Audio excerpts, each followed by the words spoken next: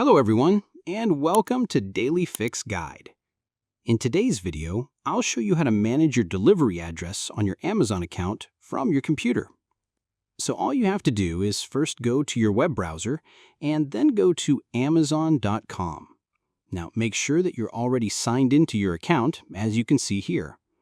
So once you're on your homepage, getting to your address is quick. So here is how to do it.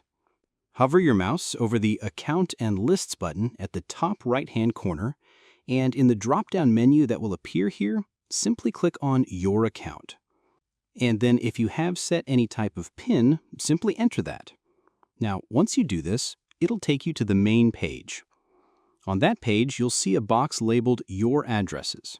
Simply click on that. And here, you'll be able to see all addresses saved on your account here. Now, if you want to add a new address, simply click on this plus option to add a completely new address. But if you simply want to modify some existing address, click on the Edit option under each address, as you can see here.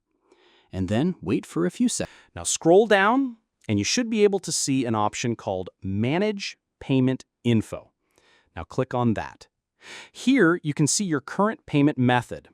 Now, in my case, it is completely different from a debit card or credit card. It is my own country's payment processor. So you should be able to have your debit card or credit card here. Click on Change Payment Method, and then you will have the option to add your credit card or debit card.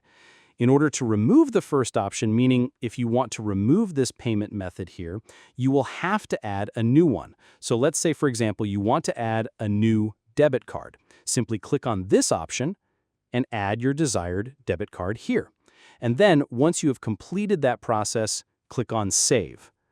And then once you go back to the main membership option, you will have a new option here, which will be your debit card.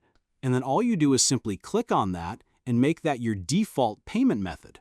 And once that card has become your default card, you can go back to the original card, which is here, for example, then click on the Update option, and inside you will have the option to delete card or remove card. So once you click on that, your old card will be removed.